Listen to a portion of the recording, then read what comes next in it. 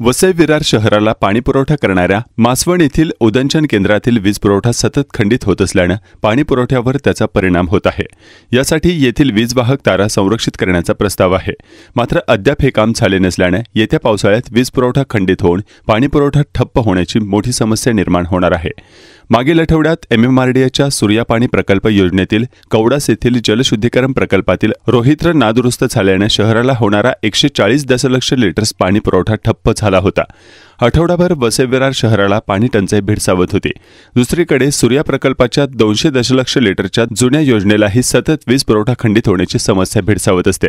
यासाठी मासवण उदंचन केंद्रातील वीज वाहक तारा संरक्षित करण्याचा प्रस्ताव होता, मात्र अद्याप ते काम झाले नाही।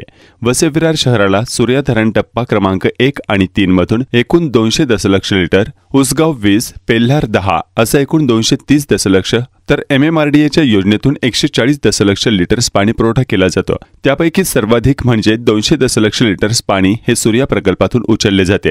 पालघर जवळील मासवण येथील उदंचन केंद्रात ते पाणी आणले जाते आणि धुकटण येथील केंद्रात त्याचे शुद्धीकरण केले जाते। मासवण उदंचन केंद्रात 300 हॉर्स पॉवरचे 7 पंप आहेत, तर धुकटण केंद्रात 800 हॉर्स पॉवरचे 3 आणि 600 हॉर्स पॉवरचे 4 असे एकूण 14 पंप आहेत। दोन्ही ठिकाणी 33 kV क्षमतेचा वीज पुरवठा होतो। उदंचन केंद्रात पाणी आणणे, ते शुद्धीकरण केंद्रात नेणे आणि तेथून पुरवठा करण्यासाठी मोठ्या क्षमतेची वीज लागते। मात्र वारंवार वीज पुरवठा खंडित होत असल्याने पाणी पुरवठा देखील खंडित होतो। 1 मिनिट जरी वीज खंडित झाली तरी सर्व पंप बंद पडतात।